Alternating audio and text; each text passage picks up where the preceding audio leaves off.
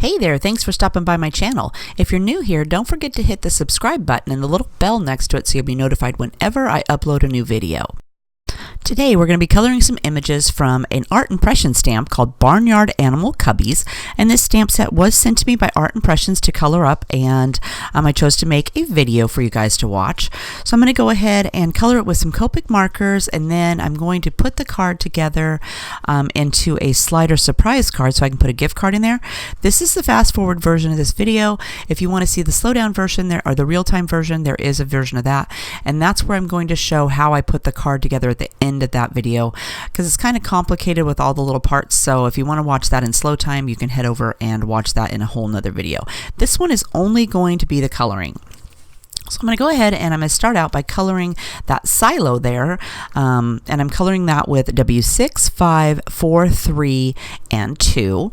And I went ahead and started out, I color dark to light. You don't have to color dark to light, you can color whichever way you want. That just is my personal preference, and I really like it.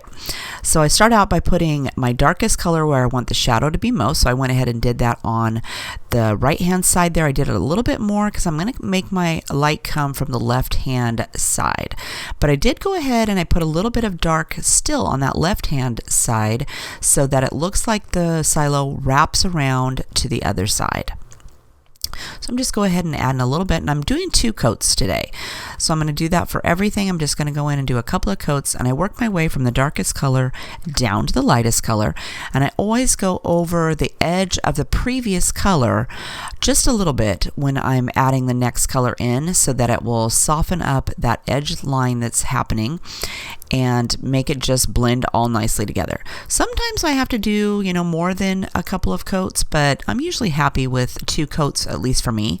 And then when I get to the last color, I use that color to go over all the previous colors, and that helps to blend those together. And I may swipe over it, a couple of times. Now we're going to go ahead and hop up here and do the roof. For the roof, I'm going to use C2, 1, and 0. And again, I'm laying down C2 where I want there to be the shadows. And then I'm going over the edge of that line and going a little bit more into the white with the 1. And then I go over the entire thing with the C0. And then I come back with all 3 colors and do a second coat so that we can really see it. It was kind of light there. You couldn't see too much. So I decided I would definitely do a top coat with that. And then I thought I better go ahead and fill in that window frame there a little bit. Now we're going to go ahead and do some wood. So for that, we're going to use E44, 43, 42, and 41. And again, I'm starting out with, this time I'm going to start with the second to darkest color, because I'm just going to add a little bit of that E44 at the end. So I went ahead and added my E43 where I wanted there to be the darkest amount, and then I'm going to come back in with my other 2 colors, and I'm just going over the edges. And if you notice there, I didn't go clear to the top of those shingles. I went ahead and just went like 3/4 of the way up. So when I come back with my second coat, I can fill it all the way in, and then it will still be a little bit lighter at the very toppest part because I didn't go over it the first time with that color. Now I'm going to go in with my E44, and I'm just going to get a tiny dab line underneath each shingle so it looks like there's a little bit of a shadow there. And then I'm going to go ahead and grab my colors again, and we're going to color all the wood on the front of our barn. So we're going to do the door and the little window frame around well, the top there, the window right there. I was trying to think of what it was called, but it's a window. And then same thing, I'm just going to go with my darkest color, which was E43, and then I'm going to come back with E42 and fill in a little bit more space, and then go over the entire thing with my E41 to blend those colors together. And then I come back with my second coat and do the exact same thing for another coat to blend those and make them shade just a little bit more. For me, that just tends to work a little bit best, to go back over it a couple of times and blend it all together. And I wasn't being very neat and tidy there. I got a little bit out of the lines, but that's going to be okay because I'm going to go in and color my barn red. So it's not going to matter that I got a little bit crazy there with a little bit of my colors. Here I'm adding my E44 where I want to add a little bit more shadows onto some of those darker areas on my fence posts or on the frames of my stuff there. So now we're going to go ahead and color our barn. So for the barn, we're going to use E19, E09, E07, and then W5 for our dark shadows. So I'm going in with my E19 first. I'm adding a little bit of shadows in there, and the roof line there is going to cast a little bit more of a shadow, and I used the packaging that came with my stamp set to kind of guide me on that. So I went ahead and used the shadows from the packaging, and I just drew them right on, and then I'm coming back with my other two colors, and you notice there I left that white space over there. It's pretty big, but I'm going to use that by not going over it again with that first time. When I come back with my second coat, it's going to be lighter than it was with the previous colors. So there I am, just filling it all in. And again, I swipe over the rest of that red with the E07 just to add a little bit more and blend those colors together. And here I'm using my W5 to add that shadow in. And again, I used the shadow right off the packaging to kind of determine where I wanted it to be. Now over here on the side, it's going to be a lot darker, so I'm going to make sure that I pull most of those colors. I didn't even use the E07 much over there. I'm just going to go ahead and go over a little bit and then put my shadow in with W5. And I tend to, when I'm doing my coloring, I work my way around in little sections. So you'll notice on the barn I did the little front of the top of the barn, and then I did the side, and then I just work my way around and do each little section so that it doesn't dry completely. It's still a little bit damp. It tends to blend a little bit better if you do it that way. If I was to go in and color the entire barn, put all the shadows in with my E19, the entire thing, and then come back and add my E09, it would have dried and it would cause more of a harsh line than by doing it this way. So here we're going to do the front, so I'm going ahead and doing my E19, and again I'm using the shadows on my package to kind of determine where I want those to be. Put that in, and you notice it's not very much because the front of the barn is going to be getting quite a bit of light, so I don't want it to be too dark. I want most of it to be that E07 so that it will have lots of light created on the front of my building there. And here we'll go in and just soften those edges, those lines that we already created, and then when we come back with our second coat, we will fill it in. So here we'll go back again over with our E19. I'm just going over those same exact lines I put down the first time because I don't want to use too much. I'll soften that edge with my E09, and here I'm going out just a little bit more just to soften it quite a bit, and then I'll go in with my E07 and I'm going to soften those lines. I'm going over the edges of all of those first, and then I'm going to fill in that side that we didn't do any coloring on at all.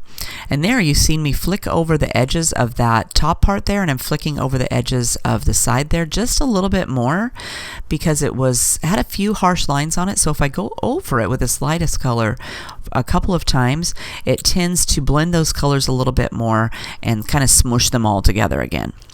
And then we'll take our W5 and we're going to add our shadow for our that we're creating on our barn, that the sun would be creating from the overhang of our roof there. Then I'm going to go ahead and use those colors. I was kind of deciding what I wanted to do for the doors there. I was thinking maybe I'd color those brown and then do the other. Oh, and then I forgot to do the roof.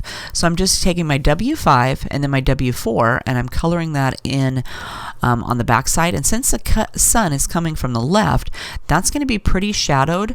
So I went ahead with the darkest W's that I'd already used on the silo to color that in so that it would be pretty dark up there. It's not going to have any color or anything up there. I could have put a little bit of red on there, I guess, but I decided that the W's would be just fine.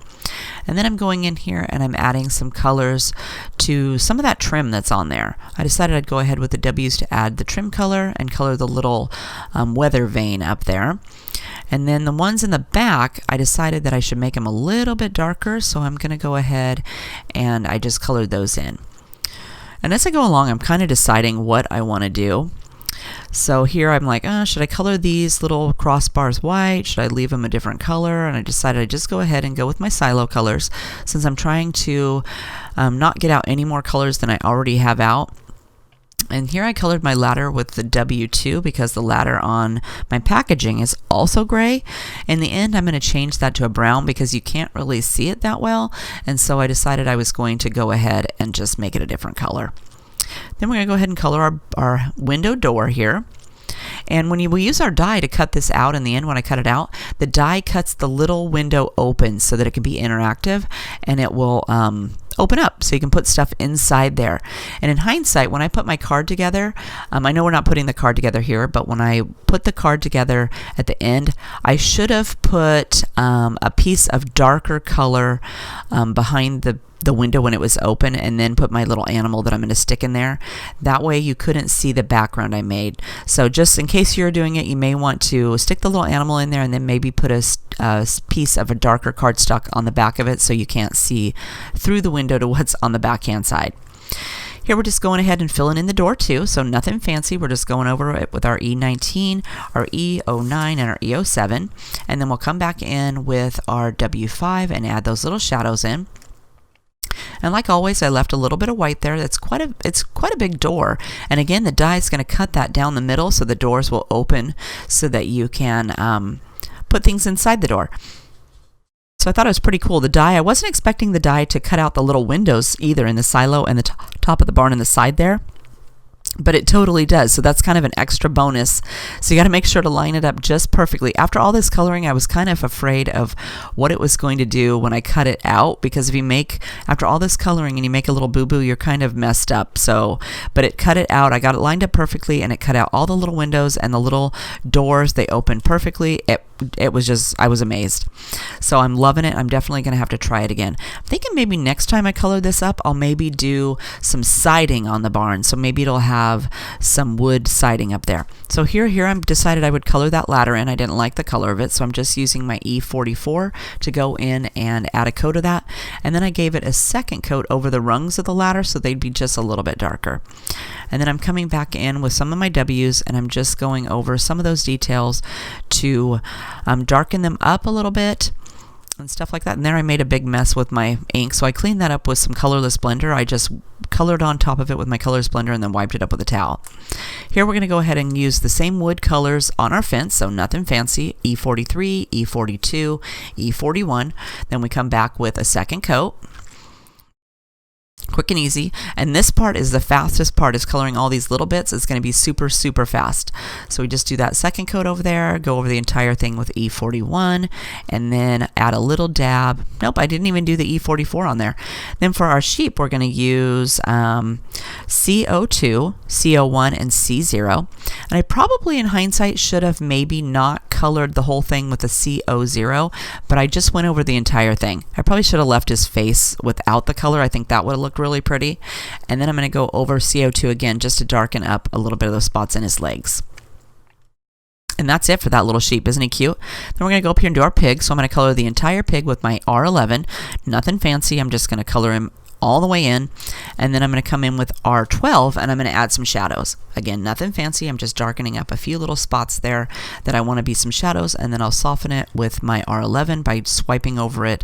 And I'm not swiping over the entire thing. I'm just kind of doing some areas to soften it so that there's still some highlights there. Then we're going to go down here, and I guess we're going to do the little duck. So we're going to use Y06, Y15 for the dark shadows, and then YR15 for his beak and his little feet. Again, nothing fancy. I just colored him all in, put a little bit of the dark in there, went over the edges of that to soften it up, and then we're going to quickly color in the beak and the feet. Quick and easy. Like I said, the animals were the quickest part of the entire thing. So for our bird here, we're going to use E07 for our little tassel there at the top of his head, our YR15 for his beak, and then the C's for his little coloring there. So anyway, that's going to do it for the coloring today. If you had fun, make sure to hit the thumbs up button. I really appreciate it. If you have a question, leave me a comment down below and I'll make sure to get back to you. Don't forget, there is a link down at the bottom down in the description for all the stuff I used. They are an affiliate link, so I appreciate you shopping me those affiliate links. It doesn't cost you anything. I get a little bit of a commission off everything that people buy, and it helps to support my channel and helps me to make more videos. So I hope you're having a fabulous day, and I'll see you next time. Bye-bye.